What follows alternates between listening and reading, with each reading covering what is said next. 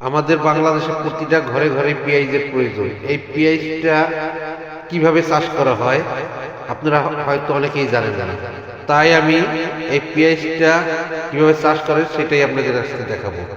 প্রথমে জমিটা প্রস্তুত করে নিতে হয়, এরপরে পেঁয়াজের চারা তুলে সেই চারা এই ক্ষেতে দেখেন, এই ক্ষেতে এইভাবে মানুষ সারিবদ্ধভাবে বসে পেঁয়াজটা সুন্দরভাবে রোপণ করতে আছে। দেখেন আপনারা কিভাবে রোপণ করে। রোপণ করার পরে এরপরে আমরা কি করবো, এই পেঁয়াজ ক্ষেতে রোপণ শেষ হয়ে গেলে ঢালাওভাবে পানি দিয়ে দেবো। আর এই জমিটা প্রসেসিং করার সাথে সাথে আমরা সার কীটনাশক যা প্রয়োজন সব আগে দিয়ে দিয়েছি, যাতে পেঁয়াজের ফলনটা ভালো হয় ও সুন্দর হয়।